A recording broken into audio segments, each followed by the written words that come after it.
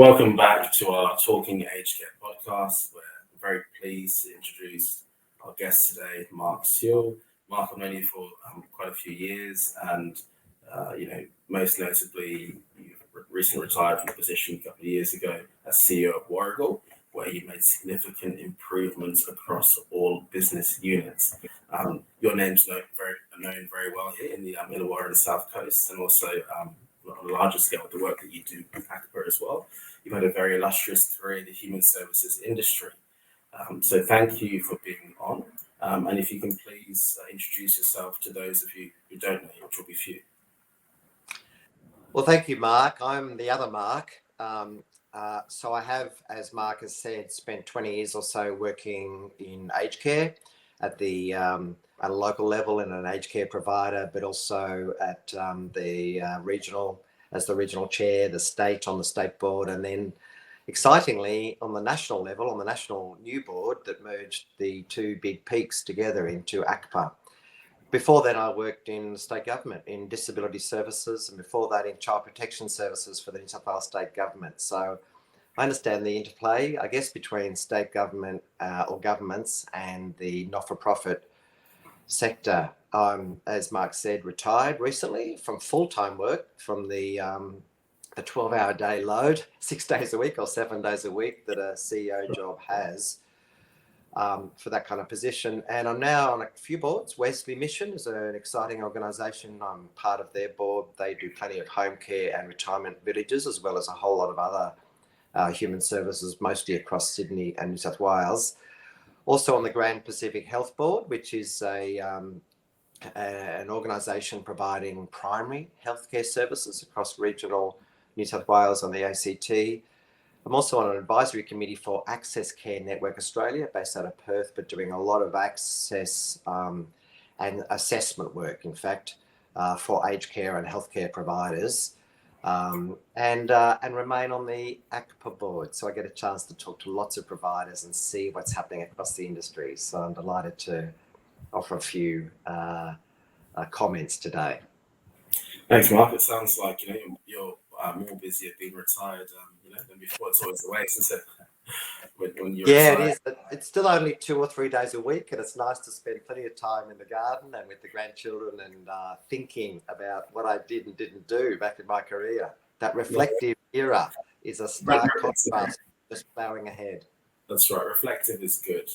But I think it's amazing. A lot of colleagues and friends that I have that have recently retired, they have this tagline of retired for the first 2 months, and then it changes to semi-retired because the work and family life is still there, which is great to hear. But I wanted to ask you, Mark, and you really did leave your legacy with Warrigal. Like I said, I'm based in the South Coast, so we've seen the work firsthand that you've done, and that's been, Warrigal aside, how you built up the communities, you got the supports and the buy-in of the local hospitals, even the training. I know it might be hard to look back on your 2 decades at Warrigal, but if you had to list now your 3 biggest achievements while you're at the helm, what would they be and why? Yeah, it's an interesting question, because when you're in an organisation in an executive role, you really are responsible for everything, and everything just keeps churning at you, and all the bad things are your fault, and all the good things you can take some credit for or announce. But if I was asked to pick 3 things, I think the first thing would have been we just kept going and growing through all the ups and downs. I mean, the Royal Commission called aged care, summarised aged care as an industry of neglect. And it wasn't just they found instances of neglect by providers of their clients, but in fact, a neglect by the public for the ageing of the population of Australians, and the neglect by the government for funding and focus. So the fact that we kept growing and grew quite rapidly and continually, the fact that we kept going, the fact that we didn't let the negativity wash over us and pull down the shutters and decide we wouldn't do anything for 5 or 10 years till the place stabilised. We just kept seeing opportunities to make a difference. We had some dim, dark days of deficits to get through, but we came out of those with reform and improvement and productivity and efficiency. We saw providers around us struggling in a big way, and formed partnerships with them that often eventually led to owning them and governing them and assisting them fully. So I think the fact that through accreditation difficulties and sanctions, through diabolical workforce shortages, for me was really important. The fact that we just kept going and growing through and meeting the needs of older Australians was a really proud thing for the whole organisation. Certainly not just me, but lots and lots of people. The second thing is we've worked very hard on our social licence and developing a trusted people culture. And even during the dreadful years of the Royal Commission, where the public was concerned and the media enjoyed finding scandal, and the Royal Commission was just listing the diatribe of errors and awful things, we just really made sure our people felt connected, felt good about what we were doing. We were as transparent as we could possibly be. We were engaged at every level, meeting people face to face. We did everything online we could. So we just spending a lot of effort, not only working on the organisation and delivering services, but getting to know our people, our staff too, as well as our customers. So across retirement living, home care and aged care homes and their families. It's a really big community. I think at one stage there we had maybe 700 or 800 aged care beds and 1,500 home care packages and maybe 300 or 400 retirement units. It's even bigger now.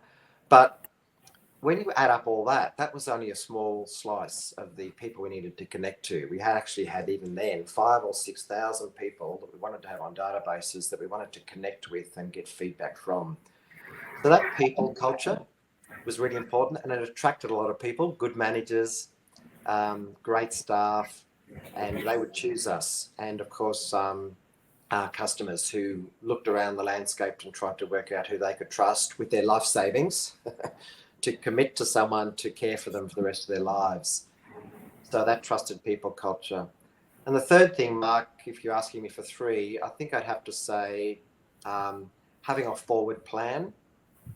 When I left, we had a new strategic plan called 2030, towards 2030.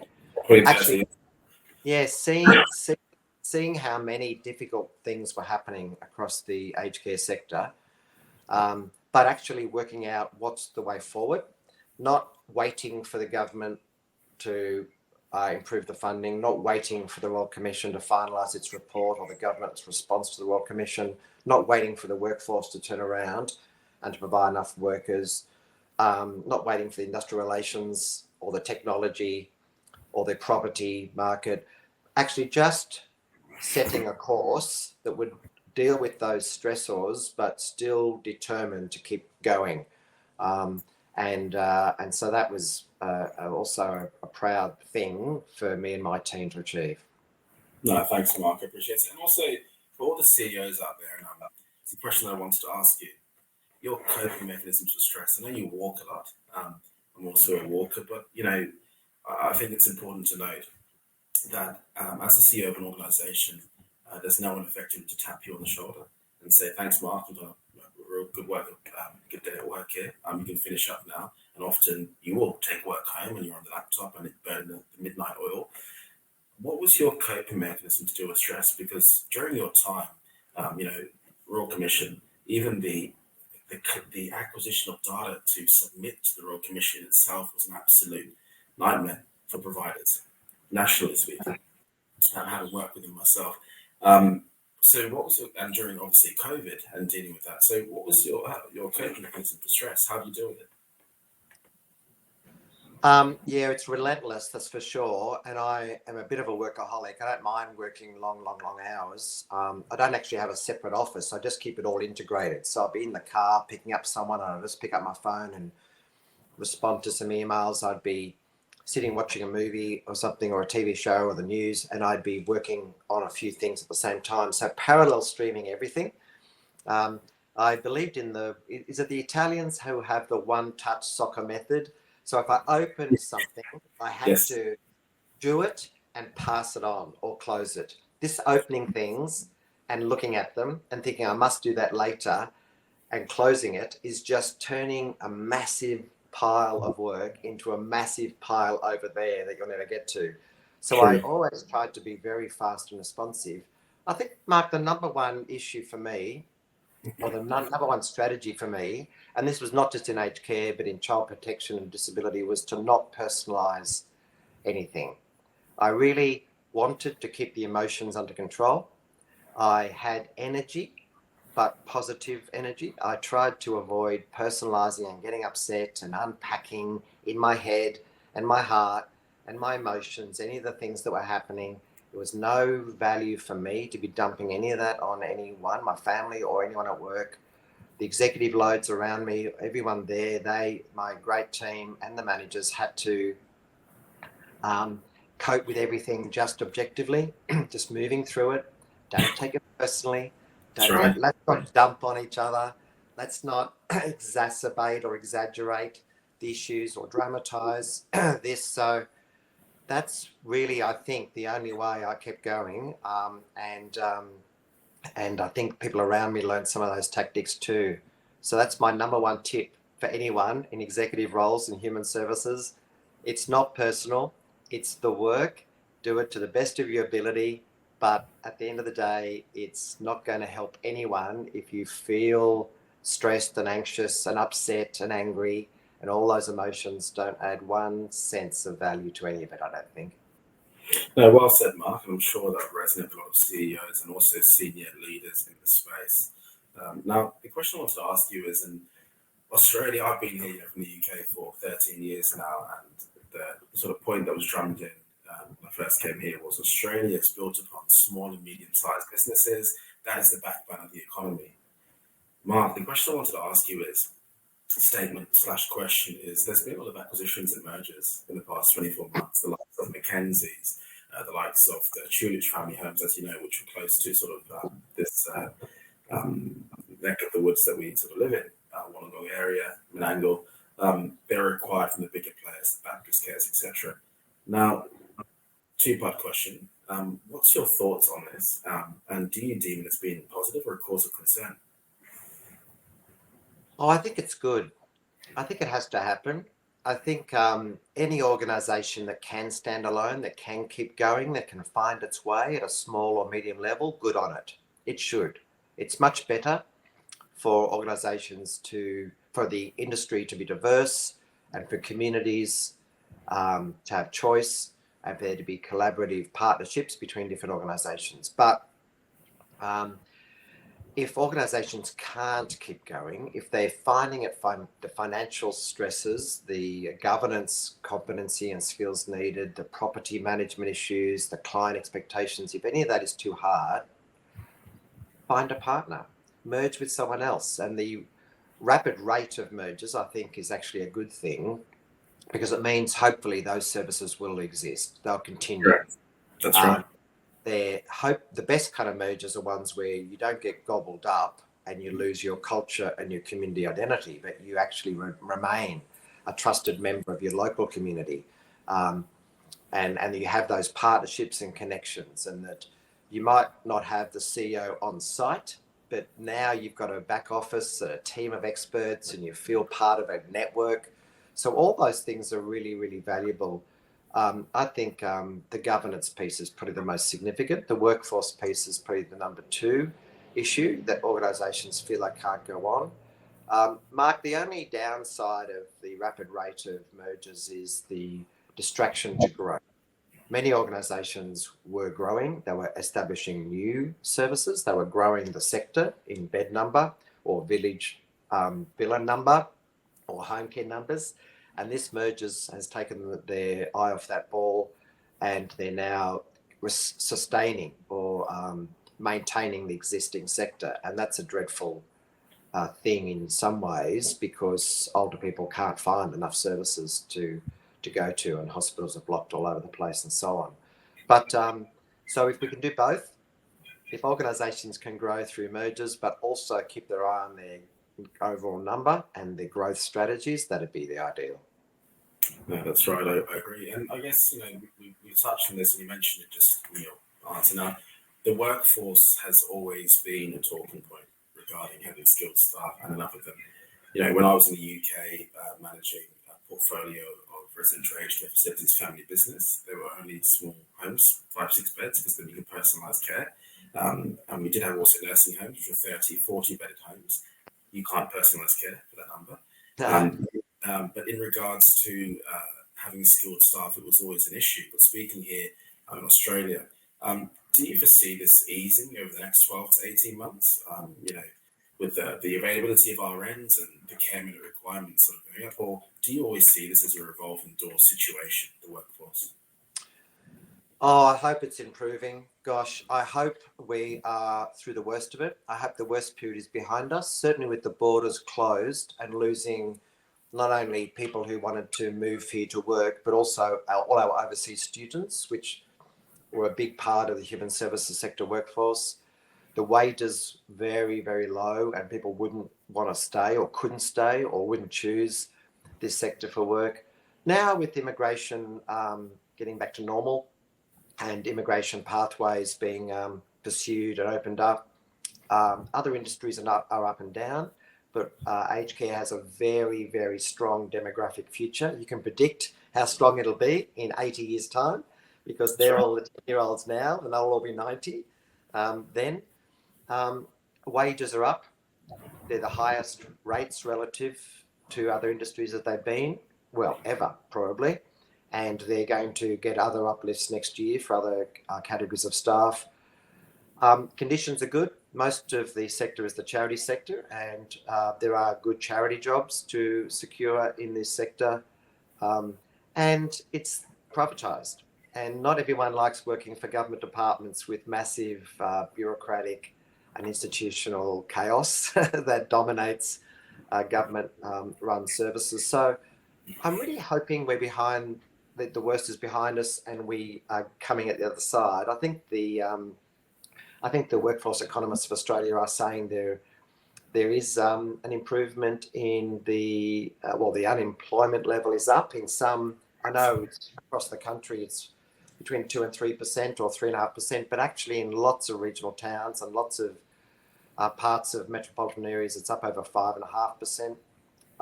So there are people available, and we just have to go and get them. We have to get them back from retirement, back returning to work. I have to be careful what I say there. But we have to get people back who left during COVID, who left during the Royal Commission. We have to invite them all to apply again. You'll have a few phone calls, Mark, after this episode. You'll get a few phone calls from that. Yeah, maybe. But as a retiree, I have to get an offer I want. So when people say, "Oh, you have to come back full time," I have to say no. But if people said to every retiree on your database, "Look, what hours can you do? Or which days would you like?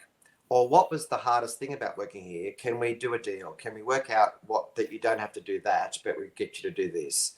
And so on. The other thing, Mark, that we need to do is find IT and AI as enablers.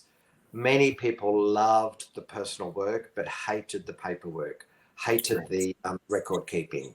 And there's really simple tools to make that better. There's a whole lot of smart beds and smart toilets and smart lifters that can assist people to capture the data from residents and get it into the care records. There's AI tools to write meeting minutes and do action plans, and it's going to get better in the next 5 years, but they're already there. So I think we're behind, the worst is behind us, and we've just got to embrace all these great methods to attract people now. No, I agree, Mark. Obviously, the federal budget and the specific dollars that were allocated to IT, and I know a lot of those provisions are for government systems, but also for the sector. It's important, you're right, gone are the days where you can sort of be quite juvenile in your understanding of tech systems. You'll be left behind. And you're right, gone are the days of taking admin or front reception to the resident relatives meetings to take minutes for the meeting. Can't happen, and you need to sort of move forward. So I completely agree. But I want to ask this question. This question seems to always come up, and again, it's the public perception, and respectfully, sometimes ignorance is bliss. It hasn't helped that, like you said, the failures in aged care were glamorized through the Royal Commission and Four Corners, and someone who did receive substandard care, which is not acceptable, is not reflective. We shouldn't be painting the whole industry with that same brush. There's fantastic, wonderful care. I've witnessed it as a facility manager in the coalface. as a regional quality manager, and you have witnessed it as a CEO. And I know firsthand that I've seen you during COVID actually visit all the homes. You weren't sitting in the ivory tower firing off emails or delegating to your execs, which you could have done. You actually took it upon yourself to deliver PPE and actually go to the homes to show that you care. It wasn't a PR piece, Mark, to show that you care and you were there. So I think that's why your respect in the sector is what it is at that level. But my question is in regards to the media, and there's a perception that aged care providers should not be profitable. And I guess how can we change that narrative? Yeah, it's tricky because there are fundamental beliefs held by people quite strongly that essential services for people, and aged care is really an essential service. It's a subacute service. You don't get to use or enjoy aged care services until you need 24/7 nursing care. There's a view amongst some parts of the public that essential services for vulnerable people shouldn't be private, and they shouldn't be making profits, and they should only spend what the government gives them and acquit it fully and send anything back that isn't spent. Of course, there are plenty of other health professionals who are making profits, and all GPs in Australia are almost all sole traders or small firms and making healthy profits and returns. Private hospitals, of course, are, and other places. But you have public alternatives. If you don't want a private hospital or a private GP, you can go to a hospital and flood the ED at your local public hospital. But aged care is almost all privatised, and this is where this debate, I think, has arisen. Apart from Victoria, where you can choose public versus private aged care, I really think it goes back to what you were saying about trying to change the perception. Admit that you're a private organisation. Admit that we need to make surpluses or profits. Be transparent about what the cash reserves, which look quite large for most businesses in Australia, are for. Explain that they're for paying back to people our dues and our refunds, and they're obligated. Cash reserves, they're for getting us through difficult periods, and they're for sustaining the organisation to keep it alive during deficit periods, and they're for investing. They're for growing. Asset management. Yeah, when those reserves are used for other purposes, people get very nervous about it. That's right. If aged care organisations could display and show their growth plans, could be continually reporting what they're doing for their customers, how they're growing their services, how they're attracting their staff, how they're making sure their people are safe, I think we'd turn it around a bit. We'd still get the rogue operators who had massive profits and extremely low care quality, but generally, I think the public would lose sight of the business elements and favour and focus on the community and care elements. We'd probably turn some of that around. We won't ever turn it completely around because there were some people philosophically opposed to even the concept. That's right. Thanks, Mark. I like that. It's almost like sort of liken it to a political campaign where you itemise line by line your spending, but you develop credibility through your exactly. So, it's a good way to put it. But in terms of, I guess, leading to the next question, which seems to be, quite a few aged care providers, mine also at a federal level, beds. We know there's not enough of them, especially with the projected figures of baby boomers who will require care, coupled with the doubling in construction costs post COVID-19. What are your thoughts, Mark? Possible solutions? We need a lot of beds. The number is enormous. I know there's some strange talk about home care is enough and that people can live at home for the rest of their lives because that's what they want to do. Correct. But many people won't be able to. They'll need that 24/7. If we come across and expose the risks and loneliness and squalor and difficulties that people experience at home on their own, particularly if their neighbours don't know them and their kids live a long way away, that's an appalling situation. Japan and England are discovering thousands of people a week who have died alone in their own home in dreadful circumstances. That's right. So it's very important that we honour and acknowledge and realise that we're going to need a lot more aged care homes, and those beds, because of the funding levels and so on, need to be in congregate care almost always. We need a lot. And the baby boomers, the boom that we talk about all the time, 1945 it started. Next year is 2025. That's 80 years. So the first baby boomers turn 80 next year. Correct. So we've got 10 or 20 years of that movement coming through. So we need a lot. I think there's every way possible for aged care providers with existing beds. This is apart from anyone who thinks the numbers are enormous and they're going to come into the sector and establish new services. But any provider with existing beds, there's things to do. We need to get a bit more realistic about shared rooms. I know we've closed down and emptied out almost all shared rooms to make them single. Yeah, correct. Big loss right across the country of beds. And sure, people don't want to live for the rest of their lives in 4 and 3 bedrooms, but many people enjoy sharing a room with one another. And there's all this good data to show that that's a meaningful existence and a friendly existence and a less lonely existence. So sometimes rooms, people are in hospital in 4 and 6 bed wards, and they would be much better served by going to an aged care home with 2 beds per room. Extending existing homes. The cost of opening up a new home is enormous because you've got to put all the infrastructure in, commercial kitchens and all that. But adding extra beds to an existing home is the most efficient way to grow the beds of Australia. And if the block next door can be purchased, or your single story home can become 2 stories, even infill. I've walked around many aged care homes and I've wondered why that lounge room down that corridor, which is quite large, has never been used, is full of storage or something, couldn't become 2 lovely rooms. Yeah, that's right. And in fact, I know there are homes, I think one of the last things I did before I left Warragul was review a couple of our largest homes and find spaces for beds. And I believe they've actually put that plan in place and created 7 or 8 extra rooms. Yeah, great. One of their largest homes. Yes.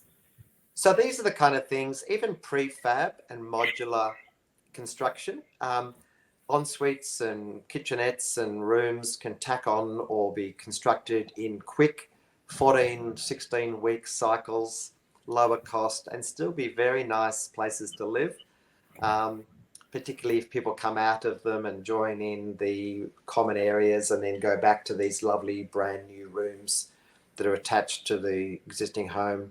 All those kind of strategies need to be embraced, and I wish the federal government would use its capital funding, but with expertise for planning and enlarging the existing homes of Australia. That's a big possibility. Yeah, that's right. And well said, Mark. I think I can recall previously when I was at, seems like a lot different life when I was a facility manager, but looking at the home and I guess the footprint that we had, and instead of looking to a new build back, and this is pre-COVID, different story, that was still quite high on the agenda in terms of strategic plan and asset building.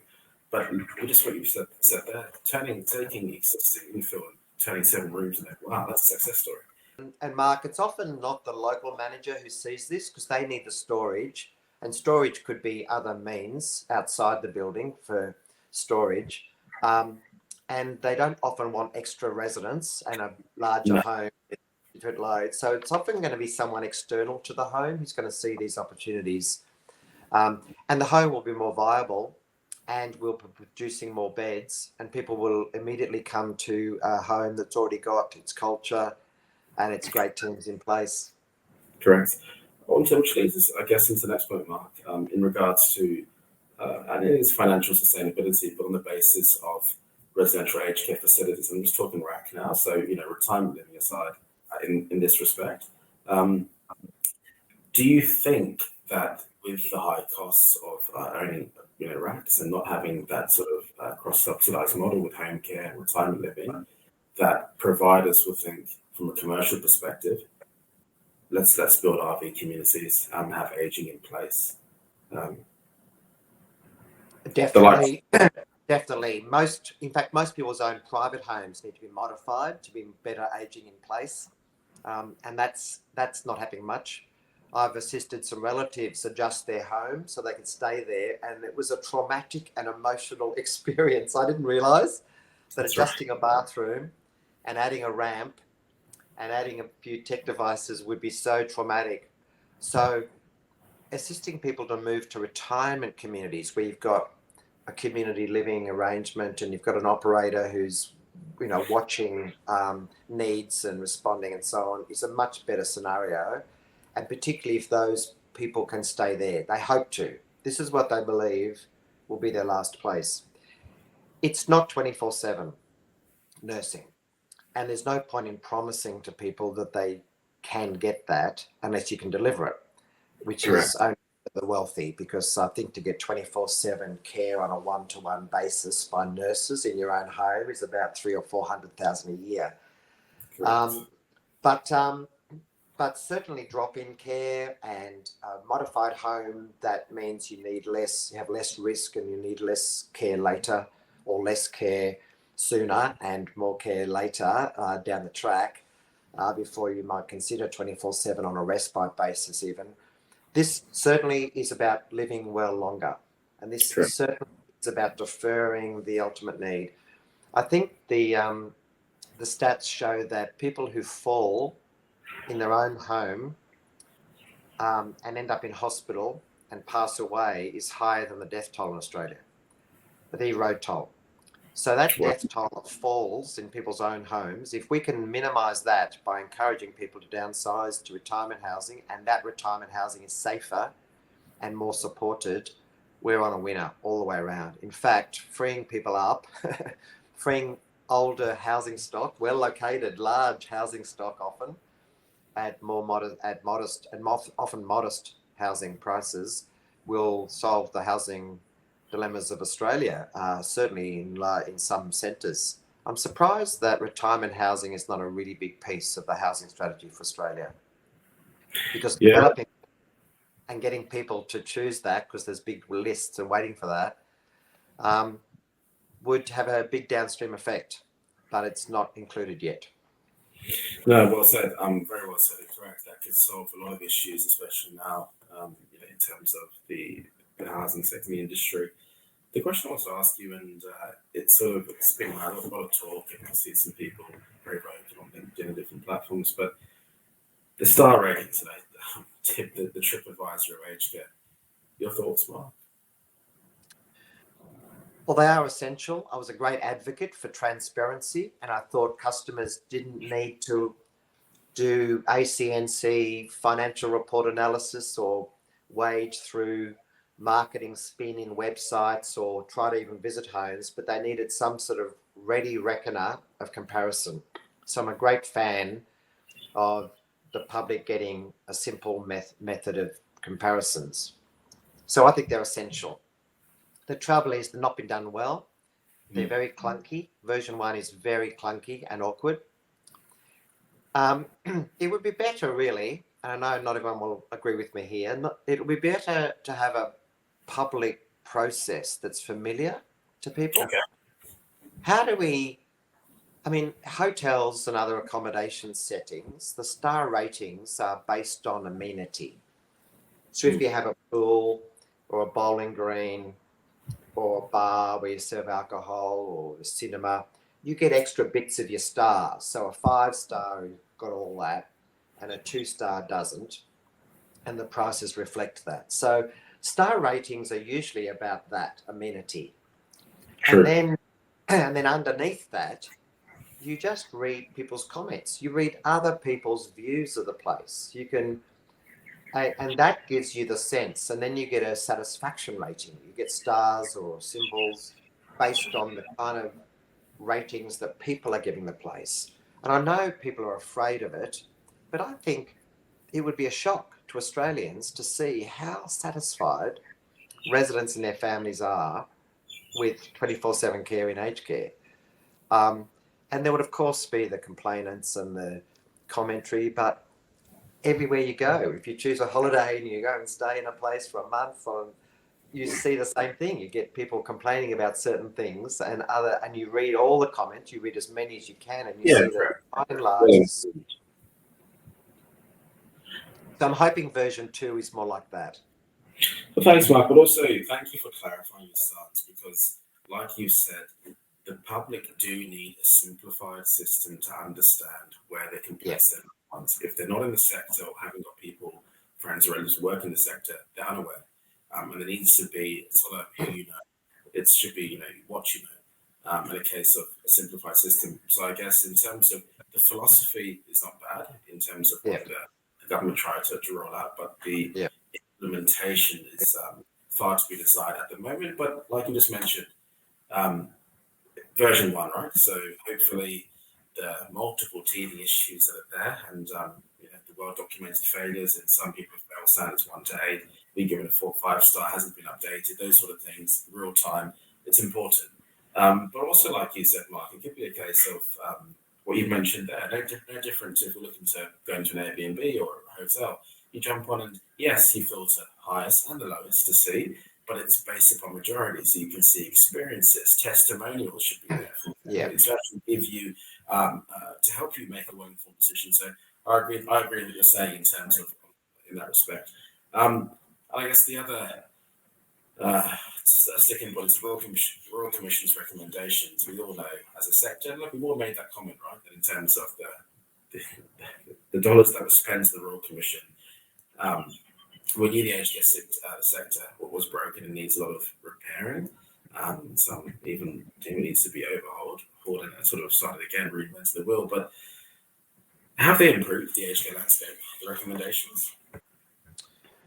I think they have. I think, funnily enough, there are lots and lots of detailed improvements, 130 recommendations or so, and all of them are being slowly rolled out. I was a bit shocked, actually, when the Royal Commission was first announced, to learn that Royal Commissions take sometimes 2 or 3 or more terms of government to be fully implemented. And they keep getting referred to for 5 years and 10 years and so on. And at the time, I thought, oh, no, surely not. This will just be done. They'll make some announcements and the government will use the next budget to implement them all. But of course, that's not the case. And this is the same as every other Royal Commission. We're slowly rolling things out. The government thinks it's fast. Some of us think it's slow. And it's somewhere in between. I think the biggest thing, Mark, is not the individual improvements they're making. And some of those things are good. Some of them are difficult. But actually having a plan, to have a predictable reform plan, to not expect the government to be lobbied by various parties and to fear who's at Parliament House lobbying the government and to fear what the government will announce next Monday or next election that we can't see coming, and it creates the unpredictability of a human service and a sector that's got a lot of public opinion about it. The Royal Commission plan and the reform agenda shows us where we're heading. And this is really good. You can actually work through it. You can see what's coming. You know what's coming. Was supposed to come last year. It's been deferred to this year. Coming next year, probably deferred again to the year after. But we can see these things and what the intent is for both sides of government. So bipartisan agreement to most of this. And this is the biggest value of a Royal Commission. The big plan. It encourages investment. It encourages predictability. It encourages organisations to get their strategic plan in place and their business plan and to just plough ahead, knowing what's coming. You don't usually have a Royal Commission immediately after another one, so it means that we're not likely to have this kind of national collection of failures all in the one place, probably for 5 or 10 years. Right. So I think it's really good. And I think we need to find the positives out of having the Royal Commission report and the government working through them. The federal government's not known for its pure and beautiful implementation of strategy, but it's, of course, got the charge of this one. So it's going to be clunky and a lot of consultations required to get it right. So people need to have a say when implementation is being rolled out and to find better ways, innovative ways of streamlining it and making it work. But we know what's coming. It's as eyes on our face. No, thanks, Mark. That's right. Look, I guess I also understand, we sort of put ourselves in the shoes of providers and there's a bit more emotion, and there are comments like, that money should have been invested into staff. We could have, more staff on the floor with the compliance. So I understand where they're coming from, but ultimately, you hope that something's done, right? It's a bit like doing an audit. And, at Freedom Holdings, we specialise in aged care, education, advisory, recruitment. But it's like when we support a provider and do some advisory on their workforce, and it's not a living document, and it just stays in their top drawer, collects dust. So I think the frustration is the Royal Commission have released obviously the recommendation years ago, but it's kind of where to. And I think the frustration from the public, the frustration from aged care providers are that it's being pushed back. So it's almost like we've got a strategic planning meeting. Mark, where are you up to? We'll just put it to next year, second quarter. We'll keep pushing on. So I think if things are closed off, great. But you're right, though. At least there's a timeline where you hope you can forecast foreseeable change and sort of continue. But I think stepping on from that is the Aged Care Task Force report. Now, do you think from a provider's perspective that they're starting to get traction at a federal level to influence and affect change? Or is this going to be another sort of Royal Commission? Let's just bit of PR and get everyone to get in the room, some personalities and well-known names, and do nothing. Gee, I hope we're closer than that. I hope we're very, very close. Excuse me. Okay. It appears we're very close. It looks like everyone's almost agreed. The task force is really historic, a very historic initiative to get both sides of both sides of Parliament to agree to user contributions and unions and consumer groups to agree to user contributions to fund the sector in a more sustainable way has never been before, never ever before. And each time aged care providers put up something, consumer groups would bat it down, unions would get sus about it, the opposition would either support it or argue against it. So, but we've got everyone in the room now wanting this, or almost.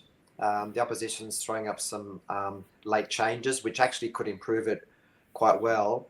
But we have to tap into boomer wealth. Those who can't afford it won't be asked.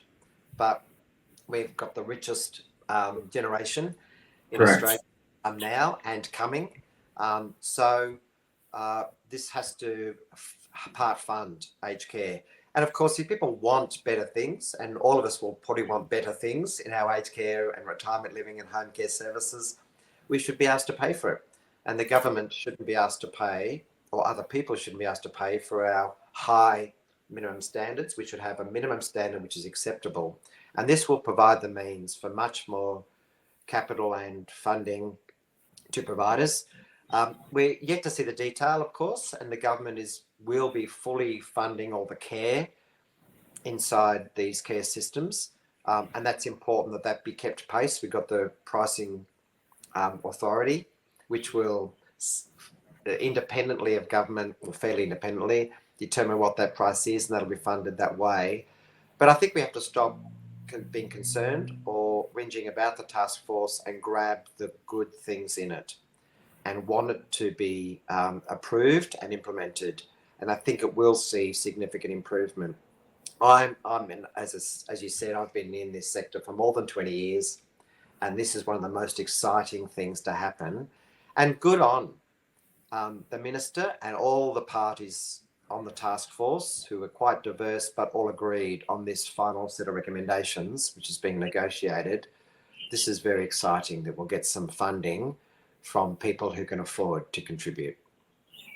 No, that's right, Mark. Well said. I think in terms of, you mentioned there, and it sort of struck a chord there, the providers is a really good thing in terms of, self-funded retirees, people who are asset cash rich.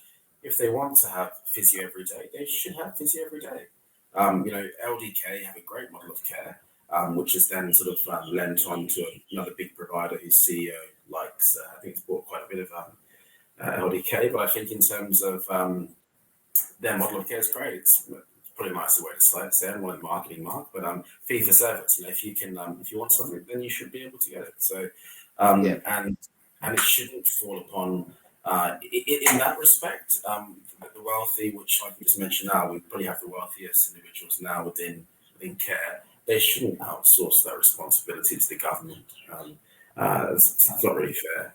So I think it's almost like the Robin Hood sort of theory. So it's not really, shouldn't be good. I think, what's your advice now? I mean, there's a lot of changes in terms of, but we're on that upheaval in terms of change. Like you mentioned, the Royal Commission recommendations have been out for a long time. The taskforce report has been out as well. What's your advice to CEOs of aged care providers now? So ones that have in between their strategic plan, what's your advice to them? If you could be a quiet, words in their ears now, what would those be? Go, go, go. This is the opportunity. There's so much predictability about the future. Maybe the pace or the detail is not clear, but we know exactly where we're going and why. No other sector has such strong demand amongst customers. We know the numbers, we know where they live, we know where they're going to be moving to as retirees, although mostly our sector is dealing with people much older than the 65-year-olds. It's the 80 and 85-year-olds.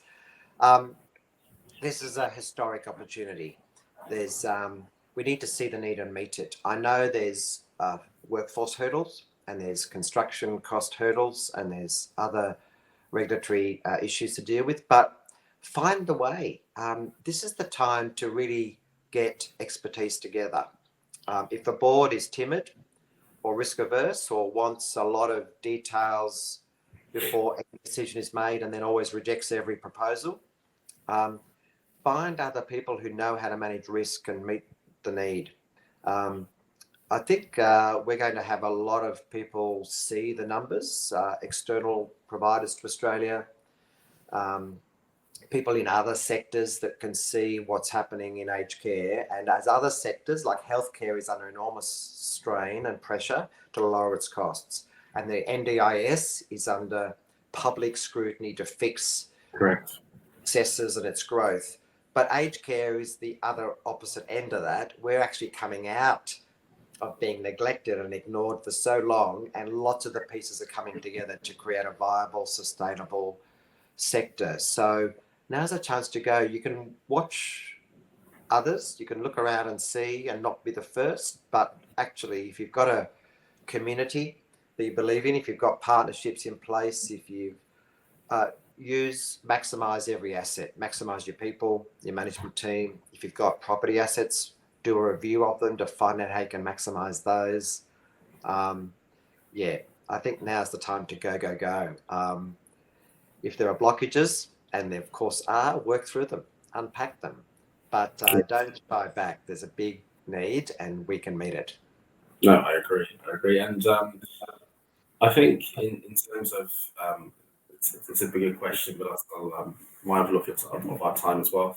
In terms of the strengthened standards, now I know that providers are struggling with the compliance. There's no two things about it. Being in the sector, being a facility manager, Mark, you almost felt like you needed time to sneeze or time to have lunch. Actually, a funny story, I used to have inhale my lunch in the maintenance officer's shed. I used to lock myself because no one would come there because you won't get time. You know how it is. I'm sure you've had an up and go and that's it. You're running for the day. But in terms of, especially your role, now, admin, the administrative burden has always been an issue for providers and with the compliance. But the strengthened standards, your thoughts on how this would affect business as usual for residential aged care providers? Yeah, it's a big hassle because you've got to change what we do. But they're just strengthened standards. They're not radically different. They're actually just an improvement on the previous ones. They actually ring true to lots of people who understand the standards, who worked with the previous standards or the existing standards. I think they're not the thing that people fear. I think they can be used well. They've actually got some significant improvement in them with a bit more plain English in them. They're more client-centered. They're easier to use for more people. There's some great training packages that have been put together. ACCPA's got some marvellous training. Invox has got some marvellous training. It's actually a good chance for all new staff, with turnover rates being fairly high. New people coming in need to just know about these and not to hear about all your concerns about the past. I think it's good. I think we can embrace them. There's nothing in them we don't agree with.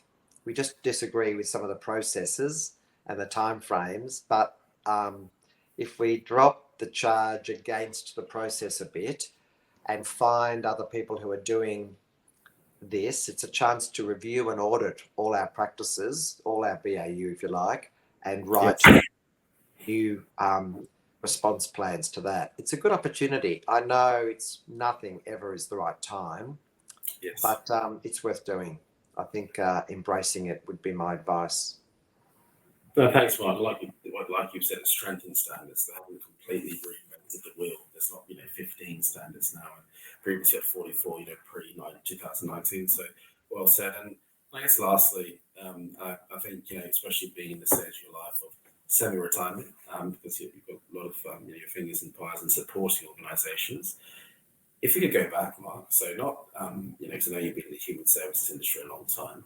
But if you could go back to before you had your cap on as the CEO of Warragul, what's 2 things you wished you could tell your younger self? Yes, well, I can remember getting my first job as a residential care worker for a disability group home near where I live, and going to a 1-week training course, and meeting the team leader and the regional director and my colleagues, and thinking, I wonder if I'll stay here for a while. I wonder where this will go. I wonder if disability services will become a thing, and this will take off across Australia. So I think, and I'm so glad I asked that question. But all through the last 40 years since then, I think I would tell myself, don't lose sight of the big picture. Always keep where this is all heading, what the national landscape is like, what this community, this town is like, how many people do we influence. Keep those numbers in mind, because it's so easy to get bombarded and bogged in detail, and to think about this document or this request or this task. But keeping the big picture in mind, and not wasting time on the detail, meetings about the detail, but spend more time on meetings about the bigger picture. I think, if I could move every weekly meeting to fortnightly and every monthly meeting to quarterly, and add some strategic discussion meetings in, and get every staff worker, me included, to talk more about why we do things, I think that would be a thing I would tell myself back then. The other thing is, I would tell myself the difficulties, and there's lots and lots of them, they're going to occur often. So don't think it's going to be smooth. Don't get upset if a disaster happens. Don't worry so much that the next big terrible thing will happen, because they're going to happen regularly. But they're good learning. They're great learning opportunities. You're going to be a bigger, better, stronger, closer team because you went through that thing. You're going to learn a lot about people and human nature, and what people really think of you and your organisation and your work and so on, by going through these difficult things. So none of us would embrace or want difficult things. We don't want them for our children, of course. We don't want them for our organisations. We don't want them for ourselves. But actually, there's no other pathway to being mature and balanced and wise and knowledgeable and becoming an expert in something than actually going through all these difficult things. So I'd probably relax more facing difficult things and embrace them, and realise they're the pathway to doing good things. Thanks, Mark. And finally, I guess your message to the younger generation, the Gen Zs, and who are looking to possibly consider a role in the aged care sector. I love working this, and I know you do as well, and that's sort of the unhidden perk. It's the job satisfaction of improving residents, staffs, families, communities. Your advice to the younger generation who are looking at a potential job in the aged care sector? Oh, I'm glad you asked this question, because this is my passion. I once employed a person who on my executive team who was very ambitious about talking to everyone they met in a cafe or a restaurant, or in hospital, or in a shop that had great customer skills. They would give them their card and say, the difficulties you face here, you should come and work with me in health and aged care. And that's a tip. Call it health and aged care, because it's got the kudos of health. Correct. you would be great. And many of those people did come along and go for an Oh, interview wow. and discover that they're perfectly fitted. I think there's no other sector with a long-term career plan. There's no other sector that is as purposeful and as meaningful. There's no other customer service sector where the customers are all so beautiful, who are so good, who have got such great stories to tell. There's no other sector where you don't get to say goodbye to people and wonder what happened, but actually be with them right till the end and get to know them closely. There's no other sector where nurses are in charge, where careers can grow very fast and very ambitiously for people who aren't doctors. You don't have to be a doctor to get ahead in aged care. You can do a whole lot of things. And finally, there's no silos. So this is not just a sector for nurses. This is a sector for engineers and IT consultants and landscapers and people who love food and people who love cleaning and laundries and physio and wellness and activities and outings and bus drivers. And this is a whole world, whole life sector with all these professions working in an integrated way. There's nothing quite like it. I'm still driven by my passion for it. And I say this regularly to every young, great, keen person I meet. If you like working with people, this is definitely the place for you, and you should give it a go. Yeah, that's great. Well said. Correct. It's an ecosystem of multiple roles, multiple facets, different caps, and very well said. It's not just the two, roles of care staff and registered nurse. There's so much more than that. Mark, it's been a pleasure. Thank you for your time. I always enjoy our conversations over the years that I've known you, and I look forward to hearing the achievements in your semi-retired life for the next years to come. And I'm sure the boards of the homes that you're providing your services to and expertise are richer for it in knowledge. And thank you for your time today. Thank you, Mark. Really love chatting with you. Thank you.